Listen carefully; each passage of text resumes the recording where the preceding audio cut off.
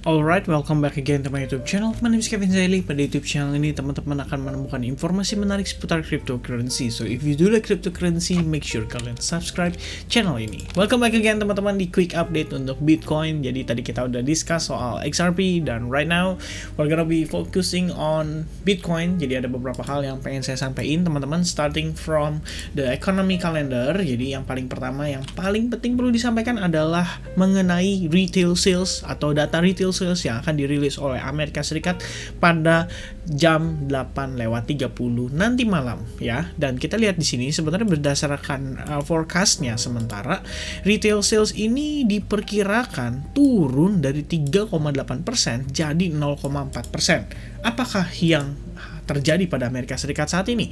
Apakah hal ini disebabkan oleh kenaikan barang-barang, harga barang, atau inflasi yang berlebihan sehingga melemahkan nilai beli atau daya beli pada masyarakat, dan tentu saja ada juga pengaruh daripada penghasilan masyarakat. Jadi bisa dikatakan gini, teman-teman. Kenapa retail sales atau penjualan retail itu menurun? Karena mungkin saja sebenarnya di Amerika Serikat sendiri keadaan pengangguran mungkin meningkat, atau mungkin saja di Amerika Serikat sendiri pendapatan daripada warga negaranya mungkin nggak memadai dengan situasi inflasi yang saat ini sedang berlangsung. Dan yang sudah pasti adalah karena impact dari inflasi. Karena balik lagi, inflasi itu dinilai daripada harga barang-barang yang meningkat, dan seperti yang kita sudah ketahui dan kita sudah discuss berkali-kali, inflasi pada Amerika Serikat saat ini mencapai tingkat 7,9% atau tertinggi dalam 4 dekade terakhir, teman-teman. Dan artinya di sini ya, jelas sekali kalau misalkan memang secara forecast dinilai bahwa retail sales akan resultnya akan menurun pada sepanjang bulan Februari lalu, maka di sini bisa menyebabkan kondisi yang tidak begitu baik pada mata uang Amerika Serikat atau dolar index. Dan seperti yang kita ketahui, teman-teman, di keesokan harinya atau lebih tepatnya pada jam 1 pagi di hari Kamis, kita akan mendapati FOMC Economic Projection. Jadi dia akan mencoba untuk membahas kondisi perekonomian di Amerika Serikat dalam kuartal satunya tentunya, dan juga di sini kita akan mendapatkan statement dari Jerome Powell selaku ketua daripada the Federal Reserve, dan juga ada Fed Interest Rate Decision di mana di sini diperkirakan akan naik sekitar 0,25 basis point atau 0,25% menjadi 0,5% untuk suku bunga Amerika Serikat. So, teman-teman, yang paling penting di sini yang perlu di-highlight adalah FOMC statement atau statement dari Jerome Powell, dan juga press conference yang akan diadakan kepada Jerome Powell. Jadi di sini tergantung dari bagaimana para anggota pers untuk mempertanyakan ke Jerome Powell terkait dengan gimana kebijakan yang akan diambil untuk Jerome Powell dalam mengatasi inflasi ke depannya. Dan tentu saja ini impact-nya bisa buruk bagi kita trader cryptocurrency, karena sudah seperti yang kita sudah ketahui, teman-teman ya, jikalau Jerome Powell mengambil langkah untuk melakukan antisipasi terhadap inflasi, otomatis teman-teman di sini akan ada nada-nada hawkish. Hawkish itu artinya dia akan lebih cenderung positif untuk mencoba mendongkrak value dolar dan juga mengurangi inflasi secara agresif. Dan tentu saja hal ini adalah hal yang tidak begitu baik bagi kita trader cryptocurrency, yang artinya memiliki potensi atau kemungkinan untuk kita kembali mengalami penurunan yang mungkin cukup signifikan sampai level maybe kisaran $30,000.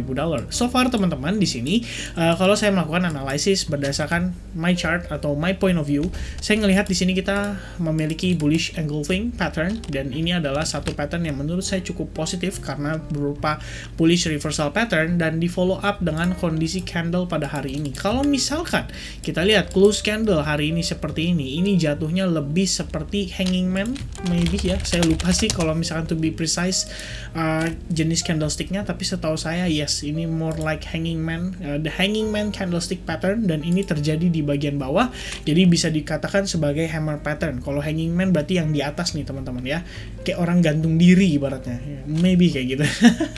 Nah, intinya kita ngelihat di sini ada hammer pattern terbentuk pada time frame daily, dan ini bisa menjadi bullish sentiment yang maybe untuk short term aja ya, kita nggak tahu apakah ini untuk jangka panjang, apakah benar nanti pada saat suku bunga dirilis terus ternyata Jerome Powell statementnya cenderung ambigu, maybe itu bisa menjadi dorongan untuk Bitcoin kembali testing ke wave E, dan di sini sebelum akhirnya dia finishing wave 4 dan melanjut ke wave 5. Nah, another perspective itu adalah yang ini, teman-teman. Jadi another perspektif yang saya perhatikan adalah kita ngelihat ada another wave count ya, di sini wave 1, wave 2, wave 1, 2, 3, 4 dan 5, A, B, C, and then sorry teman-teman, A, B, C, A, habis itu A, B, C, ya, and then C wave corrective, which is di sini 1, 2, dan potentially wave 3, wave 4, dan terakhir finishing di wave 5. Nah, ini adalah salah satu outlook yang saya juga perhatikan teman-teman, di mana di sini memiliki potensi dan probabilitas yang cukup tinggi juga karena secara fundamental sendiri cukup mendukung, ya. Jadi yang kita perlu perhatikan adalah untuk menginvalidasi semua skenario ini, which is yang ngebawa Bitcoin bisa turun lagi sampai wave 3 sekitar area $30.000, adalah dengan Bitcoin breakout dari Fibo 50% ya, daripada si wave 2 ke wave 3, dan seperti yang kita ketahui teman-teman, di $46.000 ini merupakan key resistance kita. Kita so far sudah mendapati rejection di sini berkali-kali, dan mungkin saja ada alternatif view seperti itu ya. Balik lagi ini secara probabilitas cukup kecil, tapi tetap ya, namanya kita ngelihat dari segi price action juga ya, setidaknya kita ngelihat ada beberapa indikasi yang cukup positif, so let's take it positif ya. Oke, and then another outlook pada time frame daily juga, ini sebenarnya adalah view saya untuk weekly, dan sudah lumayan jarang ya saya bahas karena saya cukup yakin di sini agak kontra dengan beberapa pandangan para pakar saat ini, di mana saya melihat di sini ada kemungkinan secara overview kita di sini membentuk yang namanya ABC running flat corrective pattern, dan hendak finishing dengan situasi saat ini cenderung membentuk yang namanya sideways ya. Jadi kalau sideways itu biasa terjadi pada kondisi market di mana market itu memang sudah mulai melakukan akumulasi, terutama para whales. Jadi kalau kita perhatikan di sini, sebelum kita melakukan rebound itu biasanya cenderung memiliki sideways, dan nggak cuma satu kali, ada beberapa situasi yang pernah terjadi juga pada Bitcoin before dia kembali rebound signifikan. As example, ini juga terjadi pada kisaran 25 September 2020, lalu ada juga di 21 Juni 2020 ya, kita mengalami sideways dulu before akhirnya kita take off, dan demikian ya. Nah, lebih kurangnya seperti itu teman-teman. Jadi untuk situasi saat ini, kalau misalkan ditanya secara probabilitas dan outlook, saya mungkin akan lebih pro ke yang ABCDE corrective pattern. Namun untuk yang kedua alternatifnya, yaitu yang di sini teman-teman. Jadi saya expect kalau misalkan ternyata newsnya atau segala speech yang disampaikan oleh Jerome Powell cenderung hawkish banget buat Bitcoin, hawkish banget buat dolar, maka kita bakal cari opportunity untuk melakukan short kembali dari area-area yang menurut saya cukup ya profitable, atau maybe risk reward rasionya cukup oke. Jadi kalian bisa juga tambahkan another scenario more like this, trend line yang mungkin harus di breakout oleh Bitcoin before kita ngelihat dia bisa kembali bullish. Oke. Nah, teman-teman jangan bingung ya. Kenapa saya katakan banyak sekali alternative view seperti ini? Saya personally ini sedikit tips untuk saya buat teman-teman maybe yang mungkin masih percaya sama saya, yang nggak percaya juga nggak masalah. Yang pasti gini, ketika news event, saya sih lebih prefer untuk kita nggak trading, kita nggak spekulatif ya. Karena seperti yang saya katakan sebelum-sebelumnya, teman-teman, kita nggak pernah tahu Jerome Powell bakal ngomongin hal apa di sana. Bisa aja tiba-tiba dia short squeeze, orang yang pada pede-pede nge-short dikenain stop loss dulu, ditarik ke atas dulu, habis itu baru dibanting, or sebaliknya. Ya, ketika mungkin ada yang confident untuk melakukan short, ketika diturunin, ternyata di fake out dan dibawa naik ke atas, karena ternyata whales itu udah nunggu ya, dan udah pasang buying order atau order beli di harga yang cenderung murah. Nah, itu yang kita nggak pernah tahu teman-teman. Jadi kalau misalkan menurut pandangan saya, sekali lagi saya sampaikan teman-teman, dari 365 hari dalam setahun, news event kayak gini itu jarang ya. Kita bisa katakan dalam sebulan paling 1, 2, 3 kali yang penting banget, which is hanya ngurangin 2 kali 12 bulan, yang artinya hanya sekitar 25-30 hari dalam setahun. Kalian punya kesempatan untuk make money dalam 330 hari as a trader tentunya. Jadi kalau misalnya kita trading, manfaatkan kondisi market yang cenderung kelihatan secara pattern, atau maybe kelihatan secara technical analysis, dan intinya nggak terlalu banyak gangguan fundamental news event yang ciri-cirinya seperti Jerome Powell speak ya, atau mungkin seperti ya kondisi perang ya kan, ketika Rusia Ukraine tiba-tiba nyerang, kita nggak tahu gimana reaksi pasar secara menyeluruh, dan kalian nggak akan bisa tahu karena even Warren Buffett, seorang investment father aja belum tentu dia juga bisa tahu teman-teman, walaupun dia lakukan analisa, tapi mungkin dia lebih prefer untuk tarik aset dia, karena di sini jatuhnya lebih ke arah spekulatif teman-teman. Sekali lagi saya sampaikan, kita nggak pernah tahu Jerome Powell bakal ngomongin hal apa pada FOMC statement mendatang, dan itu adalah sebuah misteri ya, baik buat saya, baik buat teman-teman, dan juga even Joe Biden sekalipun, kecuali Joe Biden telepon yang nanya, GP lu ntar mau ngomong apa gitu. Kalau yang ini ya kita nggak tahu teman-teman. So gimana yang sebaiknya ya? Kalau saya sih ngelihat ada beberapa outlook, dan semuanya saya punya strategi untuk menyikapi outlook ini. Sebagai contoh, misalnya seandainya ternyata di sini breakout terjadi dan terus sideways, ya di sini saya mungkin akan long. Maybe saya akan lakukan akumulasi terhadap koin-koin yang saya lihat memiliki fundamental dan project cukup oke. Atau misalkan ternyata dia drop, ya it's okay.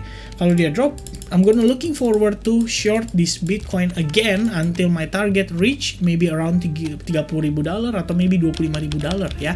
Seperti yang saya sudah jelaskan di beberapa Bitcoin roadmap. Jadi make sure kalau misalnya teman-teman pengen tahu secara mid to long term, kalian boleh cek ya di roadmap ini ya, karena ya setahu saya sih ya, seingat saya sih semuanya masih sesuai dengan ekspektasi saya. Jadi kita tinggal lihat aja teman-teman, apakah pada weekly kita bakal ngejar ke MA 200 nya, or maybe kita hanya sekadar testing ke level $30,000 pada saat penurunan besok yang terjadi. We never know until we see it teman-teman. Dan mungkin saya akan lebih taking action after 16 Maret mendatang.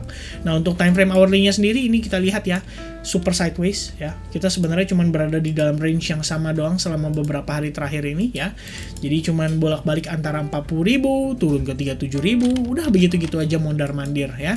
Maybe secara to be honest, kalau misalnya secara kita ngelihat pergerakan saat ini ya, ini kita memiliki opportunity sebetulnya untuk going long, karena memang secara time frame daily juga mendukung dengan terbentuknya si bullish engulfing dan about to make hammer pattern. Jadi ini memang sebenarnya memiliki potensi untuk ditradingkan ya. Saya personally kemarin melakukan short, saya sudah taking profit pada short, karena di sini saya juga nggak mau jangka panjang atau main-main cukup panjang ya, mengingat besok mau the Federal Reserve mau melakukan speech, ada decision dan lain sebagainya. Jadi saya prefer untuk exit dari market dulu ya. Hanya sisa beberapa transaksi aja seperti Rune di sini saya masih hold, karena memang Rune sendiri opportunity menurut saya cukup oke ya. Tapi yang lain di sini teman-teman ya. Jadi Bitcoin, Ethereum saya lebih prefer untuk exit dulu, dan let's see teman-teman gimana kira-kira reaksi pasar atas statement dan interest rate decision yang disampaikan pada besok atau jam 1 pagi besok ya lebih tepatnya. Oke, so I think teman-teman itu saja. Thank you very much buat teman-teman yang udah nonton video ini sampai selesai. Make sure kalian komen di kolom komen dengan maybe 2% lah ya, atau 2,5%, karena saya pengen tahu teman-teman siapa saja sih yang nontonnya tuh sampai clear sampai habis gitu ya. Dan I think teman-teman, saya doakan semoga kiranya kita semua diberkati dengan profit, diberkati dengan kesehatan, dan juga ya perlindungan terhadap account supaya nggak liquid ya. And then buat teman-teman yang trading, saya sarankan sekali lagi untuk stay away from the market dulu for a moment, karena kita akan berhadapi satu news event yang menurut saya sangat major dan sangat mempengaruhi seluruh sektor financial market. And I think teman-teman, yeah, that's it. God bless everyone. Have a nice day. Cheers and bye-bye.